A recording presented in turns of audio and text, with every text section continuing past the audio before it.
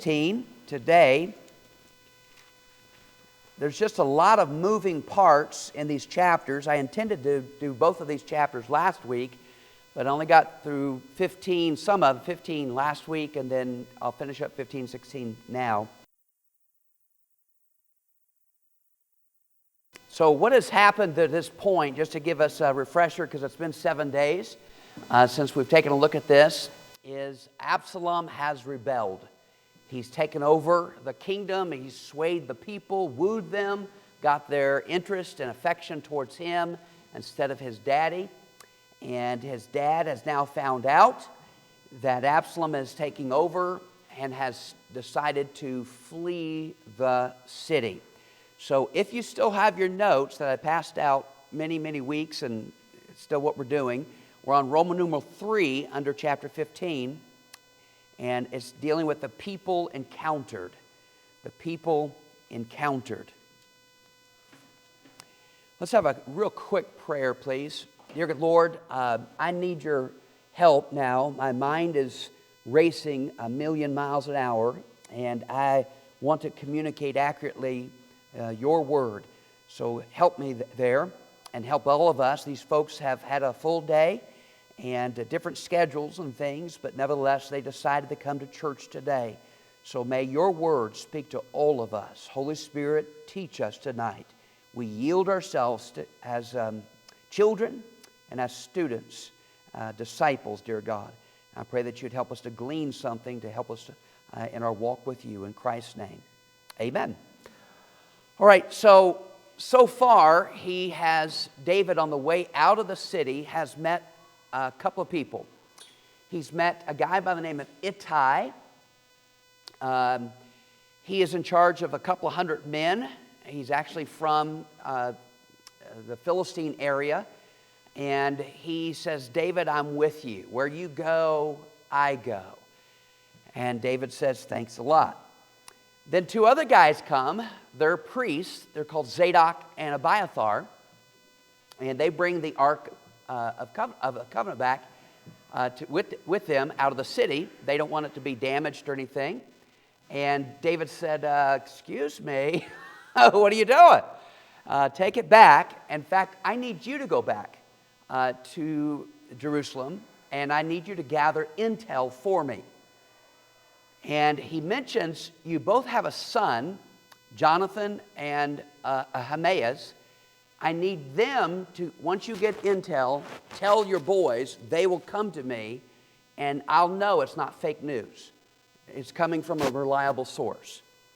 And so they agree to that.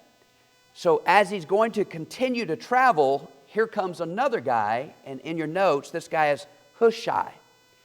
And he is a friend of David that's mentioned a couple of times here, and he wants to be with David. So let's look at verse number 30 of chapter 15, 2 Samuel 15, verse number 30.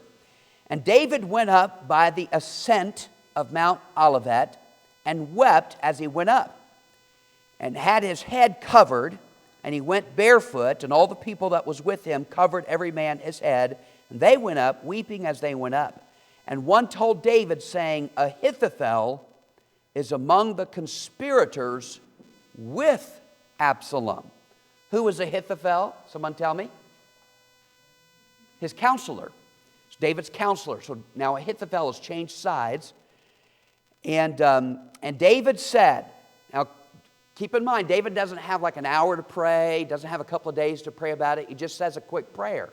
Sometimes, like if you're part of the prayer chain, that's sometimes we're in the middle of work or whatever, we get a text real quick, please pray for it, and we say a quick prayer, and then we just keep working. And we may pray as we go and stuff, but you know what I mean, when you sometimes you're rushed and you say a quick prayer. So he says, O Lord, I pray thee, turn the counsel of Ahithophel into foolishness. Now, God already knew what was going to happen, like he always does. And he had already arranged for that prayer to be answered. Little did David know. Verse 32, and it came to pass that when David was come to the top of the mount where he worshiped God, behold, Hushai, the Archite, came to meet him. with his coat rent and earth upon his head. So he's expressing sorrow as well. Verse 33, unto whom David said, if thou passeth on with me, then thou shalt be a what? Burden unto me. Now he's not, you'll tell in just another verse, he's not saying, you're such a loser. I don't want you on my side. I hope he picks you. He's not saying that whatsoever. He's saying, look, Ittai is with me, but I appointed Zadok and Abiathar to stay. I need you to stay. He's choosing certain men with their strengths to be in certain positions. So he says in verse 34, but if thou return to the city and say unto Absalom, I will be thy servant, O king, as I have been thy father's servant hitherto, so will I now also be thy servant. Then mayest thou, for me, defeat the counsel of Ahithophel. So this Hushai is going to be another counselor to Absalom, because Ahithophel is now a counselor to Absalom. And so David's going to use Hushai in his camp at Jerusalem. All right, so let's get it straight. Ittai is with David. Zadok, Abiathar, their two sons, Jonathan and Ahimaaz, are in Jerusalem. And now Hushai is in Jerusalem. They're all working together for a cause. Well, look at verse number 35. And now he now tells Hushai everything. He says, look, you're not the only one there, which I think is very thoughtful of him, because he's telling Hushai, I want you to go to the city. Hushai could have easily thought, I'm going to be all alone, all by myself. But David's going to be thoughtful and say, look, you're not alone in this. You've got some other people working with me. Verse 35, and hast thou not there with thee Zadok and Abiathar the priest? Therefore it shall be that what things soever thou shalt hear out of the king's house, thou shalt tell it to Zadok and Abiathar the priest. Behold, they have there with them their two sons, Ahimaaz, Zadok's son, and Jonathan, Abiathar's son. And by them ye shall send unto me everything that ye can hear. So he's got Zadok, Abiathar, Jonathan, Ahimaaz, and now Hushai, all trying to gather intel to feed to David so he'll know what to do. Then the last verse, so Hushai, David's friend, came into the city, and Absalom came into Jerusalem. Now that's an important verse because of the setting. It affects the way that we are going to read chapter 16. So imagine Hushai, the conversation just ended with Hushai. He's going back in Jerusalem. At that same time, Absalom and his forces are now coming into the city. Absalom's first thought is going to be, excuse me, Hushai, why are you here and not with your friend? So we're going to pick up that story starting in verse 15, chapter 16. Skip all the way down to 15. I want to continue the story with Hushai. Look at verse 15. And Absalom and all the people, the men of Israel, came to Jerusalem, and Ahithophel with him. So you can clearly see that picks up from the end of chapter 15. And it came to pass when Hushai, the Archite, David's friend, was coming to Absalom, that Hushai said unto Absalom, God save the king! God save the king! Absalom said to Hushai, is this thy kindness to thy friend? Why wentest thou not with thy friend? This is like the fourth or fifth time he's calling him thy friend, thy friend. Why aren't you with David? And Hushai says unto Absalom, nay. Now what he's going to say is really, I don't know the word, political. He's going to say, look, David was in charge, I serve him. But now that you're going to be in charge, I serve you. It's kind of a really political answer, but he buys it. He says, nay, but whom the Lord and this people and all the men of Israel choose, his will I be, and with him will I abide. And again, whom should I serve? Should I not serve in the presence of his son? As I have served in thy father's presence, so will I be in thy presence. So he tells Absalom this answer because he was suspicious at the beginning. And so he buys it, but then he immediately asks Ahithophel, what do you think my first action should be as king, as the ruler? Verse 20, then said Absalom to Ahithophel, give counsel among you what we shall do. And Ahithophel said unto Absalom, go in unto thy father's concubines. Now, stop there. One of the verses we did not read in the previous chapter, when David was in a hurry, he left 10 concubines behind.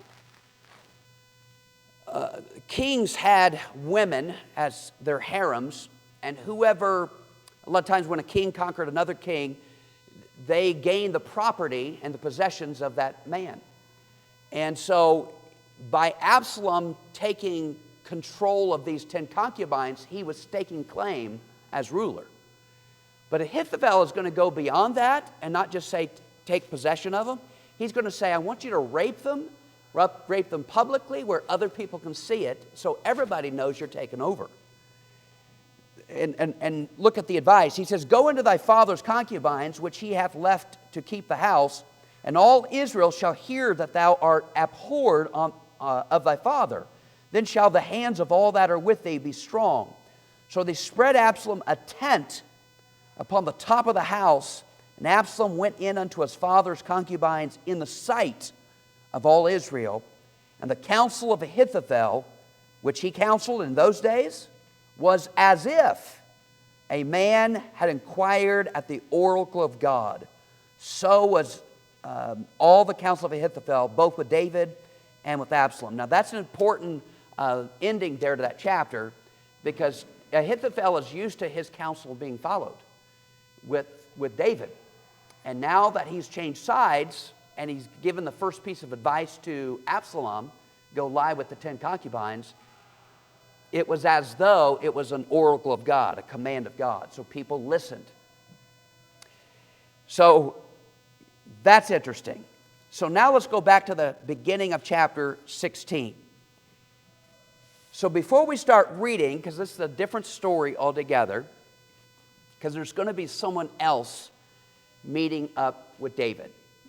All right, so you have Ittai, he's with David. You have Zadok and Abiathar, they're in Jerusalem. They're two sons, Jonathan and Ahimaaz. Now you have Hushai in Jerusalem too.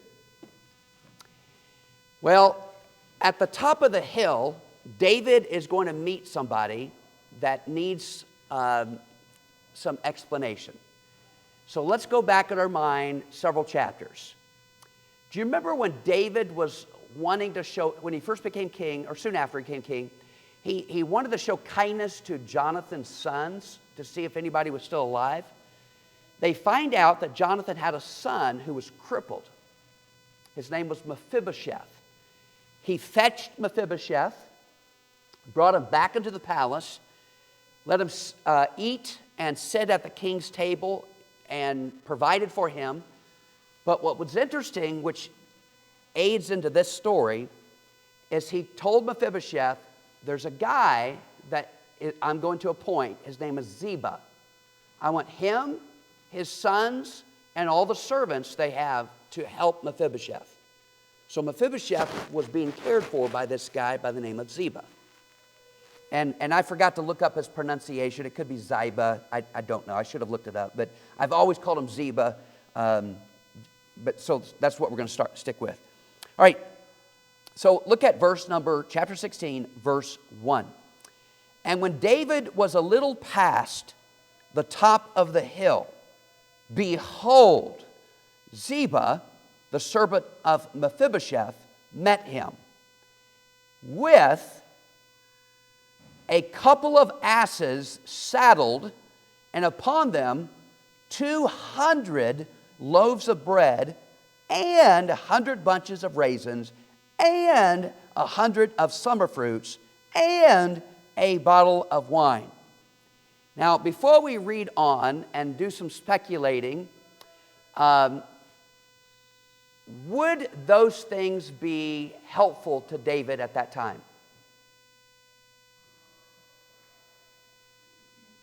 Yeah, he's on the run.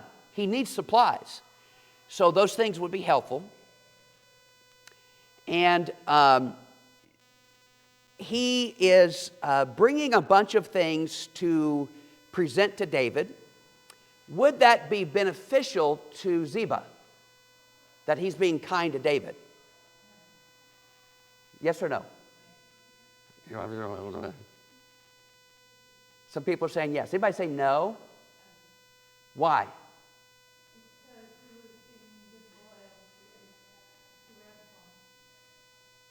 That's true. He would be disloyal to Absalom, but he's being loyal to David. Now, what we're going to find out in a couple of chapters, that this is all a lie. The story that he's going to tell David is a lie. But we don't know that yet, because we'll get to it a couple of chapters from now. But David's going to believe it. Now, if you're a parent, you'll understand this perfectly. Because kids lie to their parents. I know, shocker, isn't it? I know, it's just a shocker. But I was a principal at a, well, I can tell you so many stories right now. This one teenage girl, she was getting ready to be kicked out. She did some stuff that was pretty bad. And rightly so. We had every right, we had proof, we had evidence, everything. But she turned on the waterworks. And boy, her story was believable. It explained things to us. And it says, well, okay, when you take that into consideration. So we just kind of gave her a warning and put her on probation, some things like that instead. And it wasn't until after she graduated, about a year or so after that, that she told us, well, I had you guys wrapped around my fingers. She told us that, flat out. And it was just interesting. But people are liars, and they are deceivers. Well, here's Ziba, and chapter 16, let's look at verse number 2. And the king said unto Ziba, what meanest thou by these? Seems a little suspicious, but he's kind of curious. And Ziba said, the asses be for the king's household to ride on, the bread, the summer fruit, for the young men to eat, and the wine, that such as be faint in the wilderness may drink. And the king said, and where is thy master's son? Now that's the second question that the king is asking him. Still kind of suspicious of Ziba's actions. Certainly the supplies were there, and he says, what are these for? So he explained it. And then he says, well, I left you in charge of Mephibosheth. Where's he? And Ziba said unto the king, behold, he abideth at Jerusalem, for he said, today shall the house of Israel restore me the kingdom of my father. So the story that Ziba is telling David is saying Mephibosheth is saying Jonathan was the rightful owner. David never was, should have been the rightful owner. So I'm looking forward to this change where David's no longer the king. And so he's quoting hearsay what Mephibosheth said, which is not the truth. We'll see that later in another chapter. So before we read the next verse, tell me why David, well, let's read the next verse, because I'll give it away anyway once I say this. Verse 4, then said the king to Ziba, behold, thine are all that pertain unto Mephibosheth. And Ziba said, oh, I humbly beseech thee that I might find grace in thy sight, my Lord, O king. So basically David says, hey, whatever I gave to Mephibosheth, you can have now. So why did David make such a poor decision at this time? Why do you think that David made this type of a decision, which is not the truth, But he did not know that. Anybody want to take a stab at it? I've got a couple of things. You may think of something I didn't. He was tired. He was tired. At this time, David's in his upper 50s, maybe 60 years old, and he just climbed a mountain. So certainly he's tired. And that plays a toll on decision making. He's upset. He's emotionally distraught here and upset because his counselor for all these years has betrayed him. His son has betrayed him. So emotionally, he was unbalanced, and certainly emotional instability can cause us to make poor decisions. Anything else? Say again? Yeah, I think the gifts played a part in that. And Proverbs actually talks about how gifts play a part in winning someone over. And I think the gifts at this time were needed, the supplies. So I think that played a part. Let me give you another thing as well. I think there was a time factor issue. He had to make a quick decision. It's not like saying, give me a couple of days to think about this.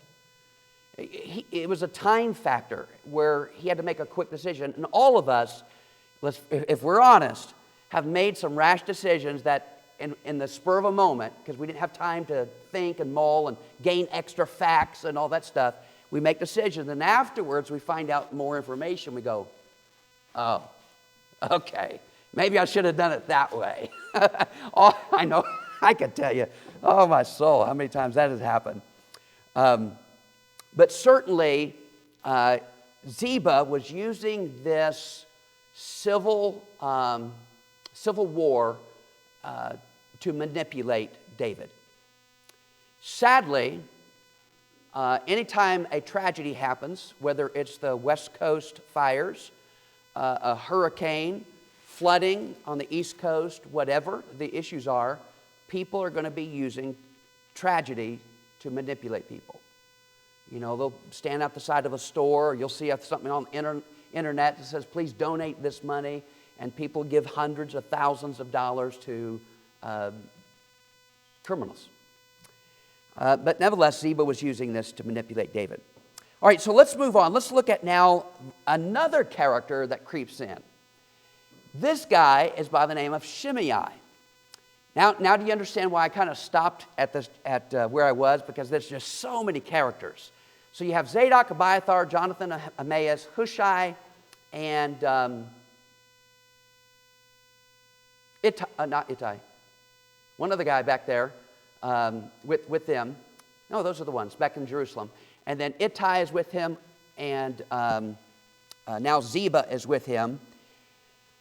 And so all these guys are going to be, but another guy's going to meet David, and this guy's by the name of Shimei. Now this is so interesting. Now I think this is in your notes. Number one, the reviling. The reviling. Let's look at verse number 5. Have I missed anything on the notes? Okay. Look at verse number 5. And when King David came to Bahurim. Now, next week I'll show you a map. We had it up last week, and I told them, nope, don't have it up tonight because we're only going to show this one place. We'll show it next week anyway. Bahurim is just a place en route out of the city. You'll see it on the map next week, but he came to this place called Bahurim. Behold, thence came out a man of the family of the house of Saul, whose name was Shimei. He's the son of Gera. He came forth and cursed still as he came. Now, that may not mean a lot, but Bahurim is a Benjamite town.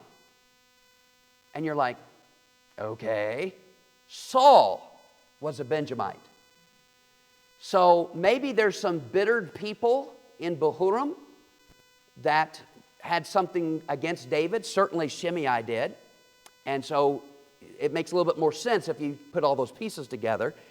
So Shimei comes out, and he's going to do 3 things to attack David. This is not in your notes, but if you want to add it to the side, I think it's neat. First of all, he's going to use weapons. He's going to throw stones.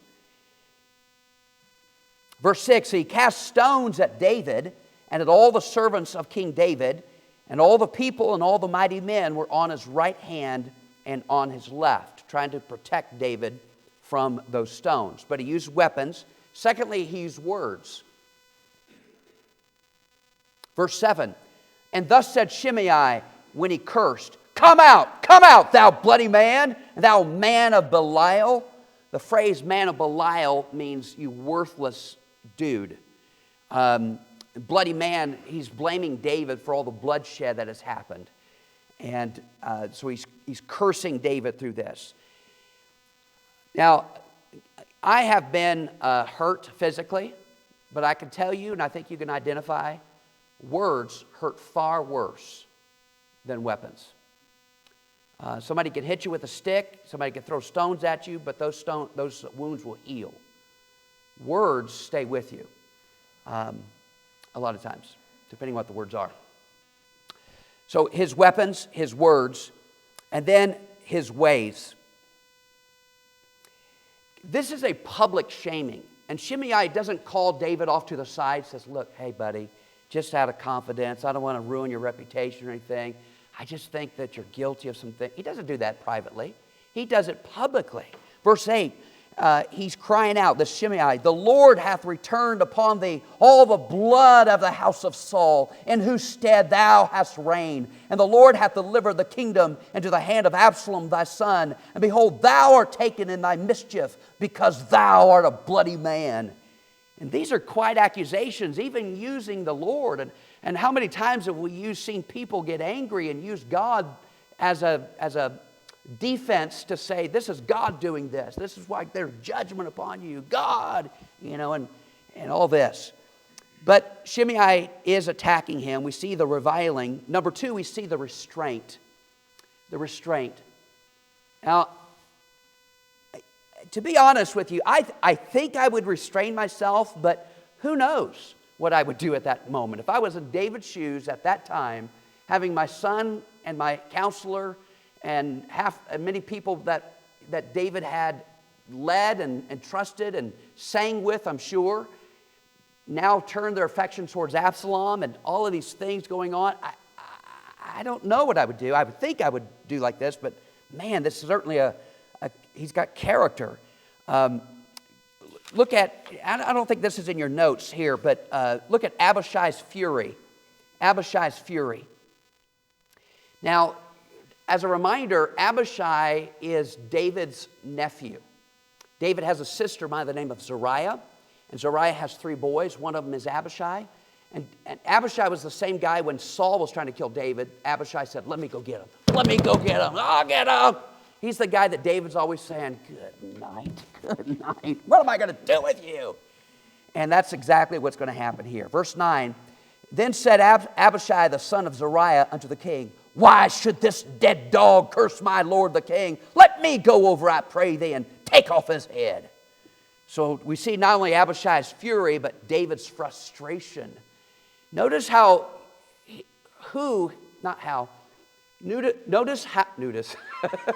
notice who he's frustrated at. He's not frustrated at the guy attacking him. He's frustrated at the guy that's supposed to be supporting him. Look at verse 10. And the king said, what have I to do with you, ye sons of Zeruiah? So let him curse, because the Lord hath said unto him, curse David. Who shall then say, wherefore hast thou done so? Now, you're going to see a couple of phrases here. That's one of them right there. It says, let him curse. So David has quite a restraint here. Abishai's fury, David's frustration, then David's forbearance. David's forbearance. Look at verse number 11. He's going to say, let it happen, let it happen, let it happen. Verse 11, and David said to Abishai and to all his servants, behold, my son, which came forth of my bowels, seeketh my life. That's talking about Absalom. How much more now may this Benjamite do it? Let him alone. Let him curse, for the Lord hath bidden him. Now, what do you think that means, for the Lord hath bidden him? Do you think the Lord told him to do it, or do you think the Lord is allowing it to happen? Allowing it to happen, yeah. And oftentimes, isn't things in life allowed to happen by the Lord? And it not only tests us, but it teaches us. And David is certainly showing a character here that's high quality. But he says, let him alone, let him curse. And may God help us to practice forbearance. When people attack us, when things aren't going our way, we need a little touch of forbearance. And then it says, verse 12, it may be that the Lord will look on mine affliction, and that the Lord will requite me, or pay me back, reward me good for his cursing this day. And as David and his men went by the way, Shimei went along on the hillside over against him, and cursed as he went, and threw stones at him, and cast dust. The king and all the people that were with him came weary and refreshed themselves there. All right, so that finishes chapter 16. It's important that I read every verse there, because Shimei is going to come up later in another chapter. It's important that we know who he is.